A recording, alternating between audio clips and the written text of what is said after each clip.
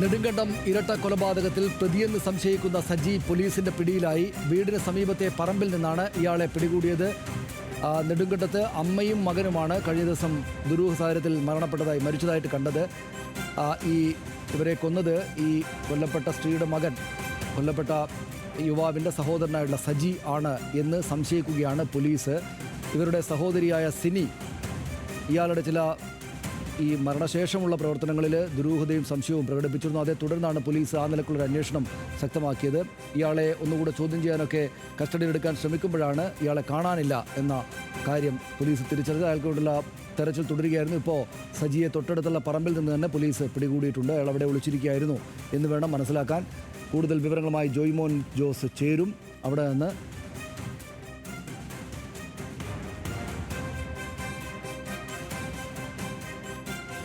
നെടുങ്കണ്ടത്ത് ഇരട്ട കൊലപാതകമാണ് ഉണ്ടായത്. കൊലപാതകമാണ് ഇന്ന് സംശയം വന്നത്. പിന്നീടാണ് രണ്ടുപേര് മരിച്ചു.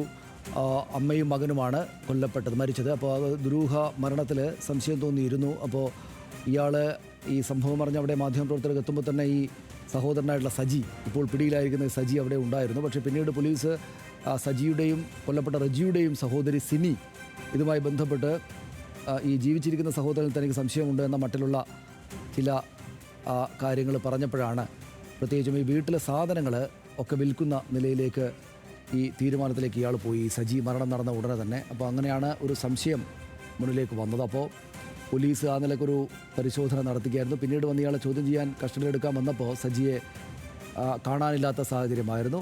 ഇപ്പോൾ പോലീസ് തെരച്ചിലിനൊടുവിൽ തൊട്ടടുത്ത പറമ്പിൽ നിന്ന് തന്നെ അയാളെ കസ്റ്റഡിയിലെടുത്തിരിക്കുന്നു. ജോയ്മോൻ ജോസ് ചേരുന്നു. ജോയ്മോൻ, ഇയാൾ തന്നെയാണ് കൊലപാതകം നടത്തിയത് എന്ന സംശയം പോലീസിന് ഉറക്കുകയാണോ? എവിടെ നിന്നാണ് ഇയാളെ പിടികൂടിയത്?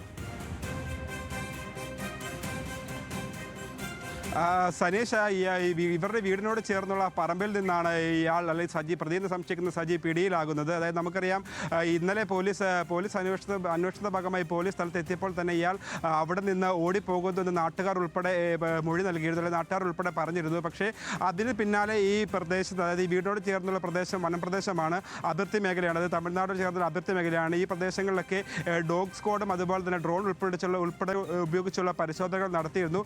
ഇത്തരം പരിശോധനകൾ ഭാഗമായിട്ട് ഈ വീടിനോട് ചേർന്നുള്ള പുരയിടത്തിൽ വീണ്ടും പരിശോധന നടത്തി 4 ടീമുകളായി, അതായത് പോലീസ് സംഘം 4 പേരടങ്ങുന്ന ടീമുകളായി തിരിച്ചായിരുന്നു പരിശോധന. ആ പരിശോധനയിലാണ് വീടിന് സമീപത്തെ പറമ്പിൽ നിന്ന് ഇയാൾ സജി പിടിയിലാകുന്നത്. അയാൾ ഈ ഒളിവിൽ പോയി, അതായത് ഈ പറമ്പിൽ തന്നെയായിരുന്നു ഒളിവിൽ കഴിഞ്ഞിരുന്നത് എന്ന നിഗമനത്തിൽ തന്നെയാണ് പോലീസ്. എന്തായാലും പോലീസ് ഈ പ്രതിയെ സംശയിക്കുന്ന ഇയാളെ പിടികൂടിയിട്ടുണ്ട്. എന്തായാലും കൂടുതൽ വിവരങ്ങൾ നമുക്ക് ലഭ്യമാക്കണം.